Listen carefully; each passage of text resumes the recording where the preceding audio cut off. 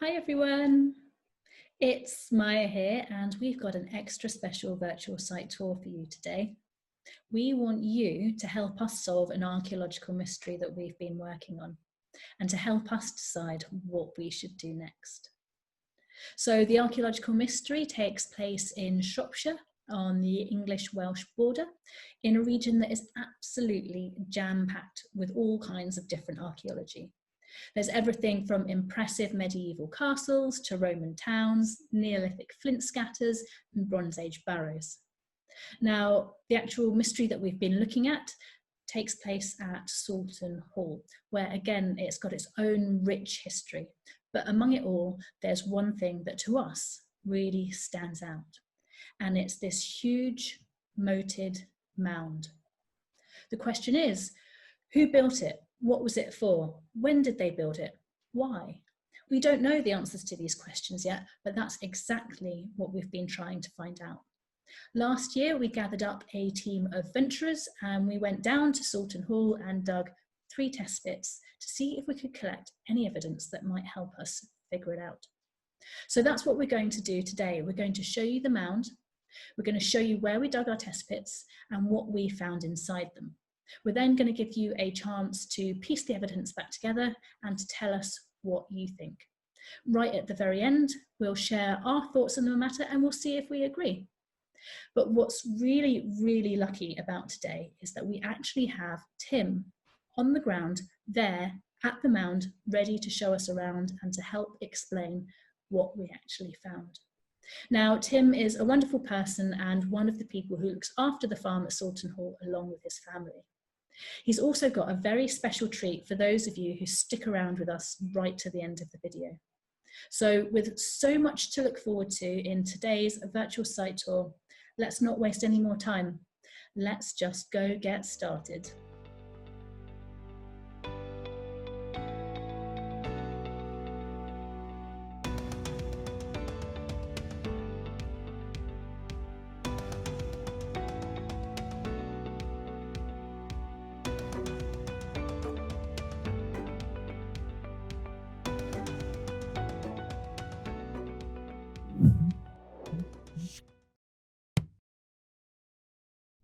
Hi, Tim. Hi, Maya.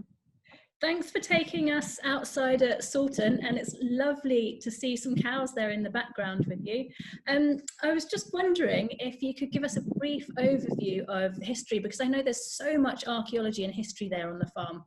Yeah, take it away. So if we start at the beginning of what we know to, there was, a few years ago, we found some Neolithic worked flint, probably about a kilometre behind me, which, because of Shropshire's geology, you know, has been brought here and is a tool.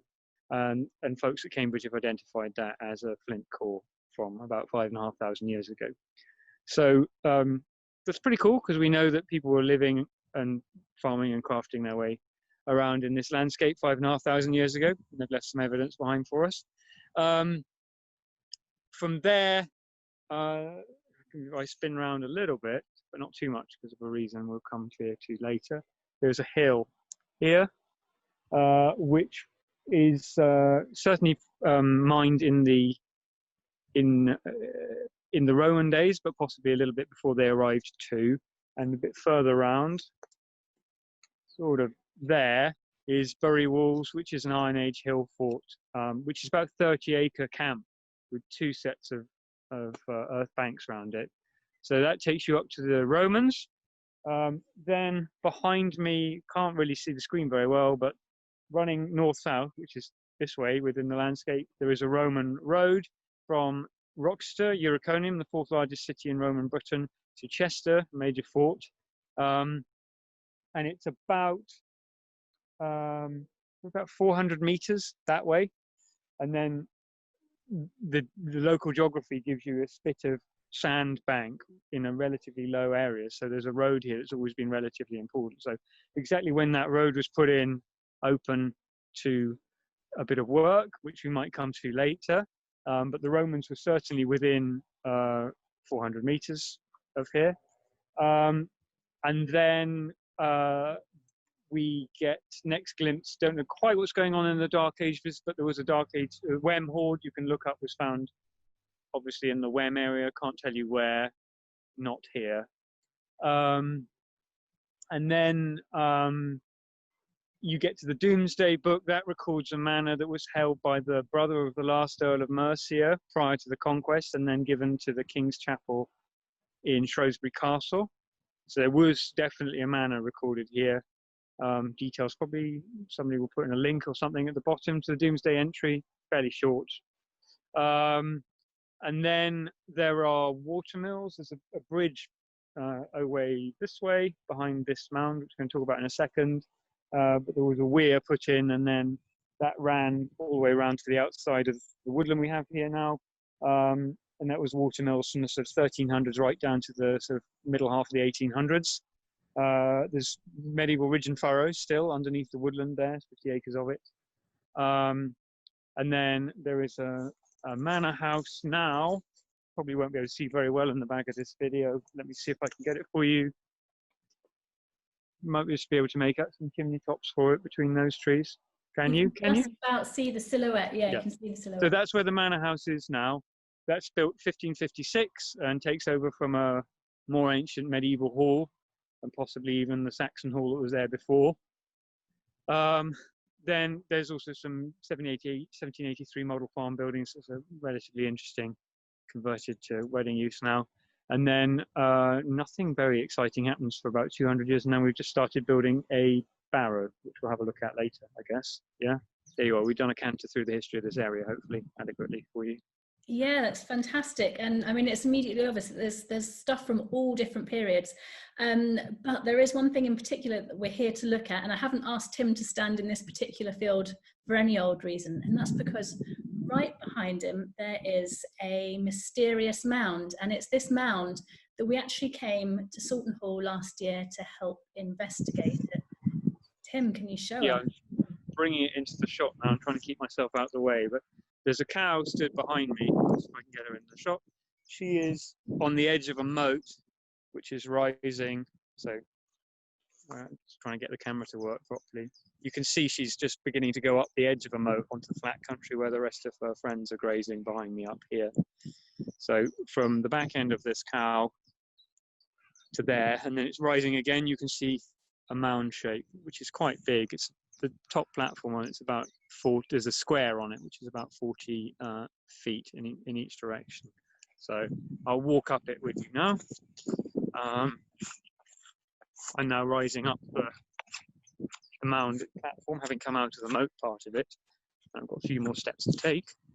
And I am now on the platform of the mound. That cow is hopefully giving you a bit of scale, I think.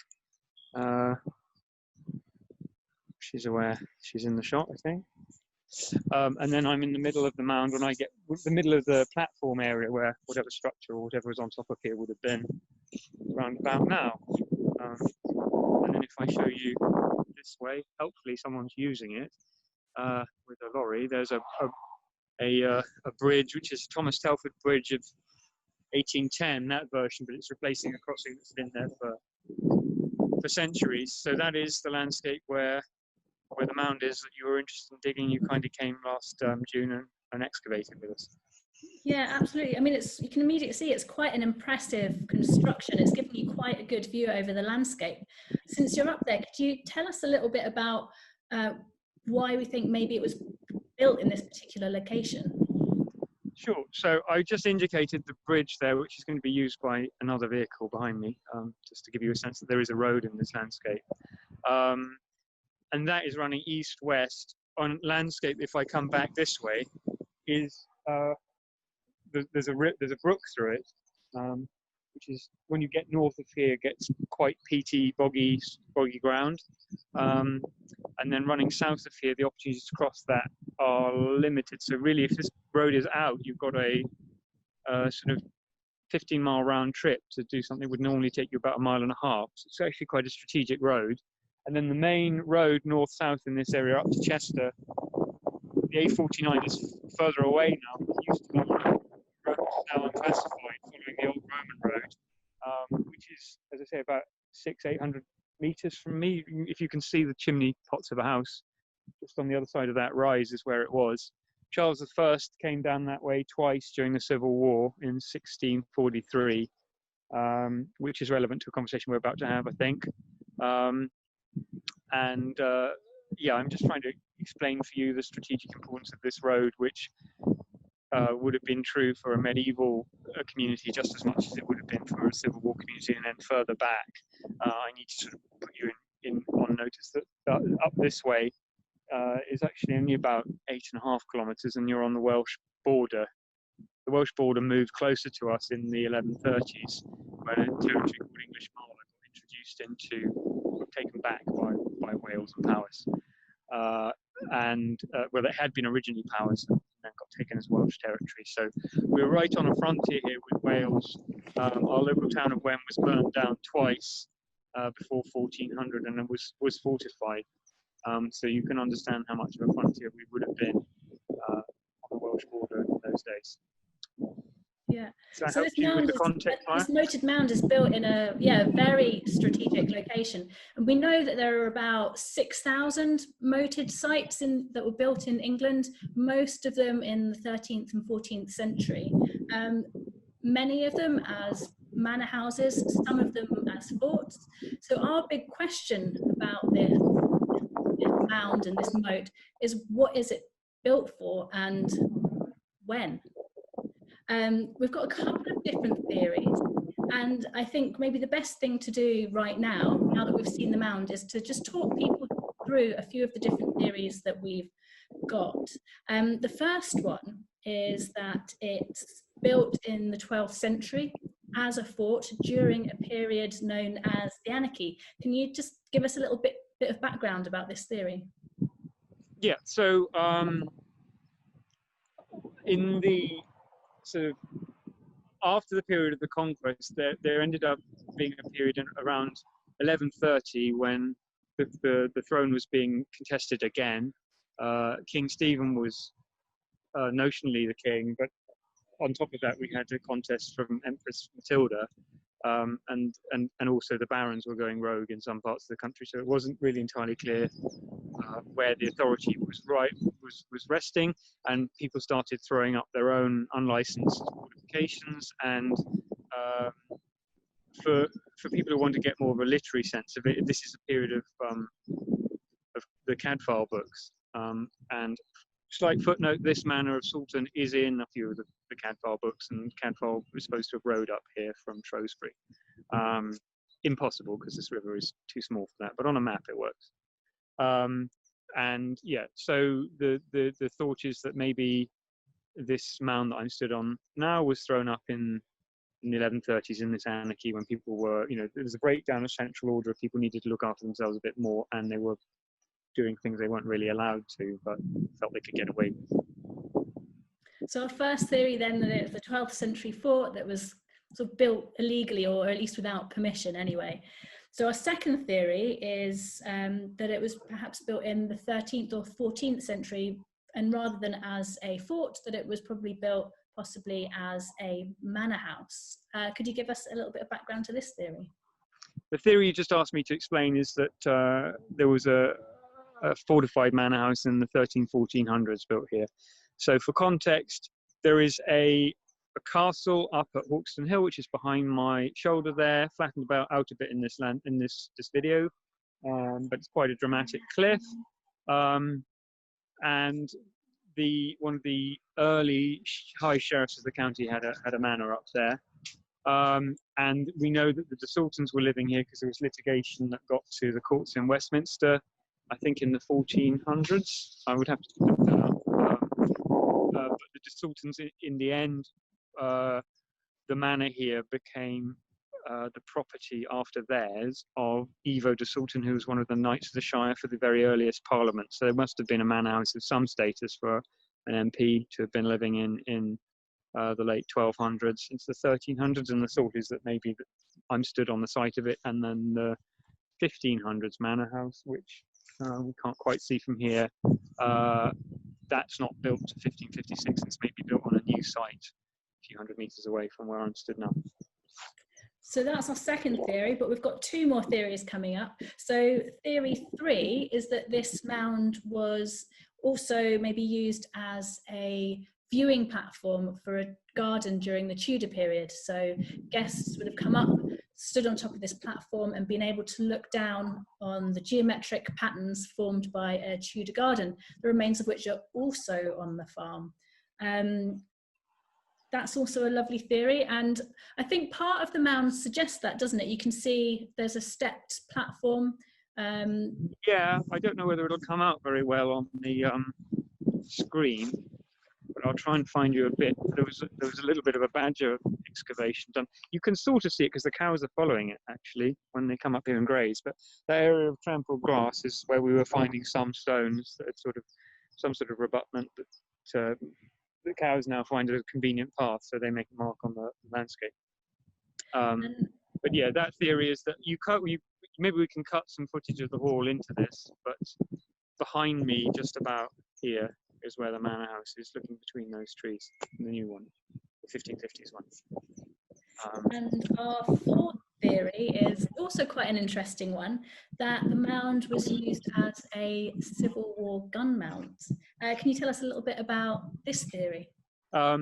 This is a royalist area, and Shrewsbury's garrisoned under Lord Capel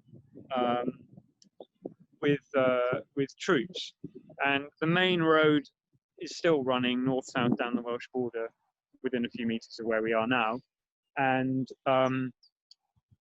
Wem declares early for Parliament. This is bad news in Shrewsbury because they don't want a garrison within 9 miles away that is populated by the other side. So they decide to send troops to take Wem, and they take 5,000 troops down this road behind me, over that bridge. It's a different bridge over that route. 5,000 troops come this way. They send alongside that 120 wagons with provisions and weapons, and great mortar, drake, and several cannon. The town of Wem is only garrisoned at that point by 40 troops, and they're throwing up a rushed earthwork and gates on the town, and felling a woodland in order to put a palisade on the top of that. So it's quite a panic in the town of Wem as that's happening. And this is obviously on a strategic approach to that town. On the day when they seek to take Wem, the parliamentarians prevail, and all of these troops leave, and unfortunately cartloads of dead and wounded on the royalist side are taken away, and there's also fighting that comes out into the landscape around here. And then later on, after that, there are various efforts from the parliamentarians to take strategic locations in this neighbourhood. So that would have been all over the autumn of 1643 into 1644. So obviously this main route on here would want to be controlled by some side or other. And the theory is that if there's something here already, maybe it gets repurposed. And there is a square platform on here, which is a bit weird. So that would be a possible explanation for what's going on here. And there's certainly enough circumstantial evidence that there would have been a reason to be putting military infrastructure into this landscape in the 1640s to want to look at that theory. So that's 4 very different theories about why this mound was built and how it was used. And so our job really was to come in and to see if we could find any evidence for which, if any of these theories might possibly be true. So last summer, Dig Ventures rallied a group of supporters, and we came to Soulton Hall with Tim and his family, and we excavated 3 test pits. So basically, test pits are the archaeological equivalent of a biopsy. They're small holes that you dig into the ground to try and assess the kind of archaeology that's there, the kind of evidence you might find, and to make a decision about whether it's worth coming back to do a full-scale excavation, and if you do, where you might best be placed to put your trenches to get the best kind of evidence to answer your questions. So, while we're still at the mound, it would be fantastic if what we can do is have a look at where we dug our test pits and tell everyone at home what we found inside each test pit, so that all of our viewers at home can have a little bit of a go at piecing together the evidence and seeing what they think what does the evidence tell us about the mound, when it was built, and would it be worth coming back to do a bigger excavation? So if we start with the first test pit, this is one that we put in on top of the mound. Is there any chance you could take us to see where we dug it? Yeah, I'm just trying to get the camera to work for you for that. It's quite easy to see because you disturbed the soil, so we have some pioneer thistles showing where the test pit was. Just here on top of the mound. Yeah, thistles are always a good sign that archaeologists have been in the area, and you probably know better than me, but it's something to do with the soil being muddled up and aerated and churned up, and that they just kind of love where archaeologists have dug, so they grow. So this was our first test pit number 1, and we dug to a depth of about 1 meter, and we wanted to dig here because we wanted to see if there was any evidence that could tell us how the mound was constructed, what it was constructed from, and potentially whether there was any dating evidence mixed up in that construction material. And sure enough, we found evidence of how it was built. We know that it was built from clay on top of a cobbled stone surface. And we also found within that evidence of small pieces of pottery, mainly from the 13th and 14th century. There were also a few pieces of cow bone, I think, as well, but I mean, you're likely to find that out in the countryside. Did you have any thoughts or impressions of this test pit at the time, Tim? I think one of the things we also learned is that the mound was probably taller than it is now. It's been scalped off. I seem to remember Chris saying that, so it's a bit hard to work out exactly how much taller, but every meter you add on top of this, it becomes a much more dominating thing in the landscape. So we're already maybe 5 meters, I think, from the bottom of the moat, but the moat would have been deeper, we learn. This would have been taller. And I think this starts to damage the idea that it was built as a garden feature, because it was simply kind of a horrible garden feature, but also just far too much engineering, just a garden. Yeah, absolutely. And well, similar evidence comes from our other test pit. So test pit number 2, which we dug right in the bottom of the moat. So moats are a great place to dig and to get evidence, especially dating evidence, because when you dig a moat, they tend to fill up with stuff from the period when the moat was in use. So first of all, the evidence from this test pit told us that it was the same material, it had been dug out, that was used to build the mound. So we know that the mound and the moat were contemporary constructions. This test pit we dug down to about 1/2 meter, so we didn't get all the way to the bottom of the moat where the deepest, oldest layers would be. But what we did find were some pieces of possible Roman pottery, more 13th and 14th century pottery, a 17th century clay pipe with a gloved hand as the logo stamped onto the bottom of the pipe, and a whetstone. Tim, could you show us where we actually dug this test pit? I can. The telltale thistles are there again. So And I'm in the do you moat. have any extra thoughts or observations about this test pit from the time? Well, I think the only observation is reiterating what you had said before, that we never got to the bottom of it, and by the time you sort of recognize that the mound would have been taller and the moat would have been significantly deeper, this is it's already quite a significant feature. I'm stood in the bottom of the moat now, and you can sort of get more of a flavour from here. Hopefully that cow's showing you the scale of the mound behind me. But obviously, if you make the mound bigger and the moat deeper, then it's yet more intimidating structure. I suppose that's the thing I took away from it. So I suppose it's possible then that there might be, if we got deeper down, there might be stuff that's a bit older than 13th or 14th century potentially. And at some point we'd find the horizon of the original cut, I would have thought. And there must be dating evidence on that horizon, hopefully. Yeah. So last but not least, we've got our evidence from test pit 3, which we excavated beside the moat, more to see what was happening in the area of this mound and moat, but also as just to see how it compared, whether it was different or very similar to what we found in the moat. And again, we got down about 1/2 meter, but we were quite surprised by what we found in this test pit. We found a lot of burnt stuff. So some of it seemed to be tap slag of the kind that you get when you're making Roman or medieval iron. We also found some burnt and vitrified clay, brick, and possibly daub.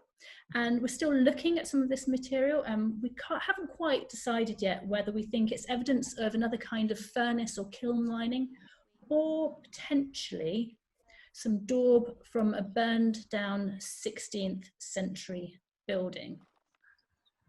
Did you have any extra thoughts or observations about this one? Well, I've just come to where your pit was, and I found that the rabbits have been digging in it and disturbing again. And I've got some of what you were bringing out. This is ceramic building material. Some of that was charred. I'm not sure how well this is coming up on here, but examples of more archaeology coming out of that hole. And if I can get this to tilt down, I'll show you the space where the trench was. Is that working? There. Yeah.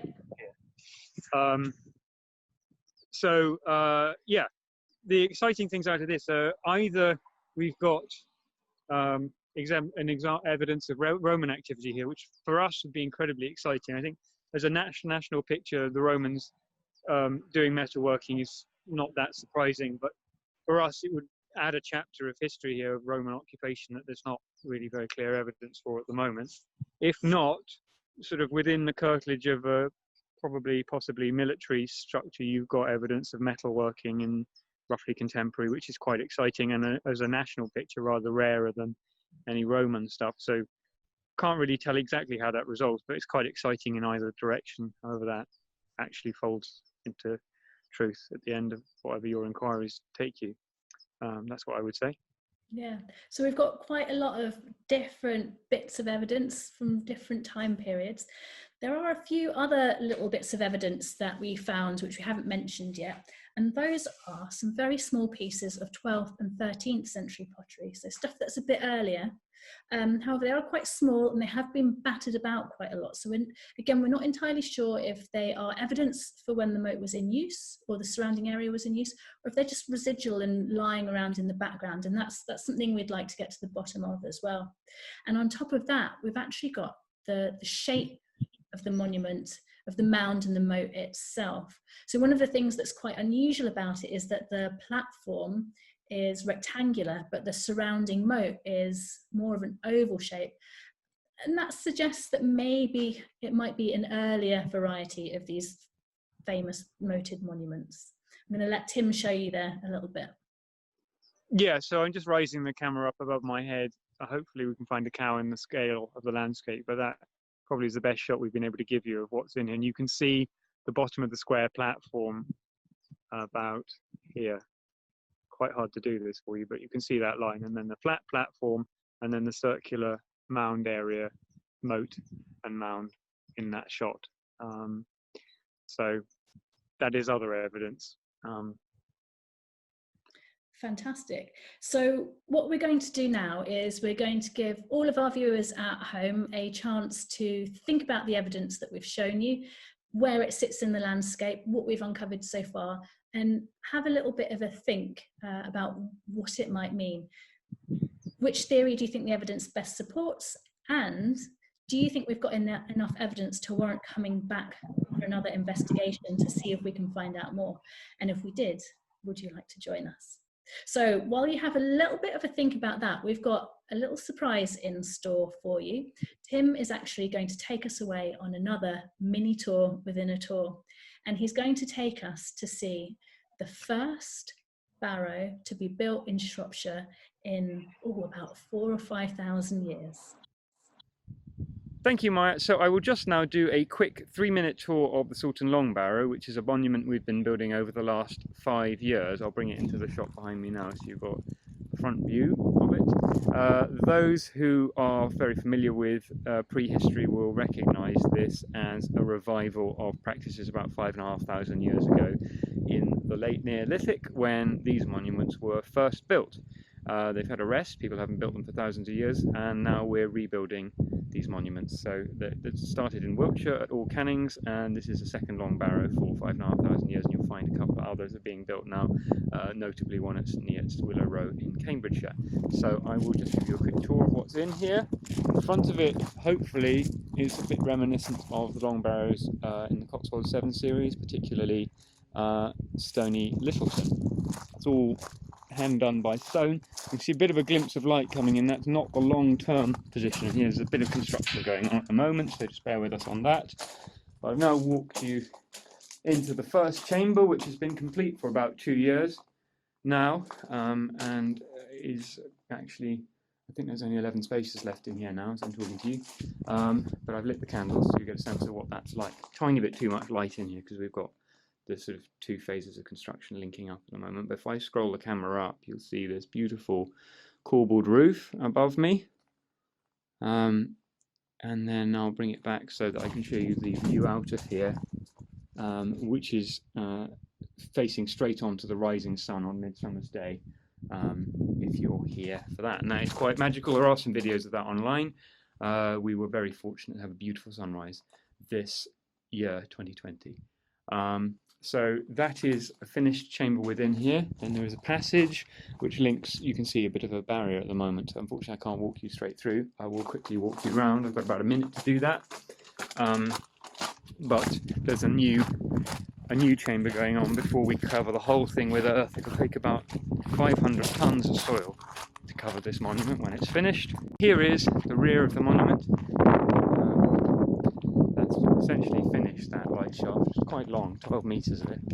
And if I keep myself out of the shot, you will see that it frames a beautiful view of the setting sun on Midwinter's Day.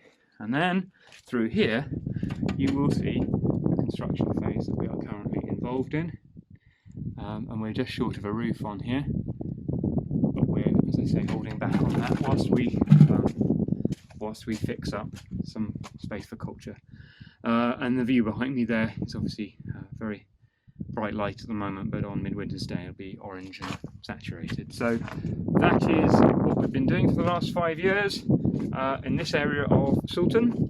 And thank you very much for joining me on this little tour of this part of our farm. Thank you so much, Tim, for that extra mini tour inside the Long Barrow. It's such an impressive project and an amazing thing to have built. I love the fact that barrows are being built once again after 5,000 years. It's fantastic. Anyway, it's now time for us to finally piece together the evidence from the mysterious moated mound and to draw our conclusions. It's like the final scene in an episode of Poirot. We've got our 4 suspects in the room: the Adulterine fort, the medieval moated manor house, the Tudor viewing platform, and the Civil War gun mount. You've seen the evidence from the moated mound itself, you've learned about the history of the surrounding area, and you know all about the evidence that our team of Ventures has managed to recover over the course of a single weekend from those 3 test pits.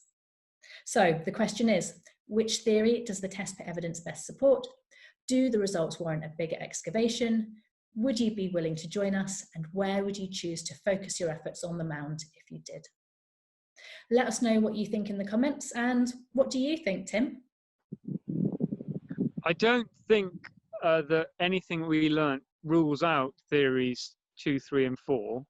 But I think the dating evidence that was coming out of the mound, bearing in mind that we hadn't got anything light to the bottom of it, does imply that it's quite old. And for now, I feel like I prefer theory 1, that it's built in the 1100s in the 12th century, I think.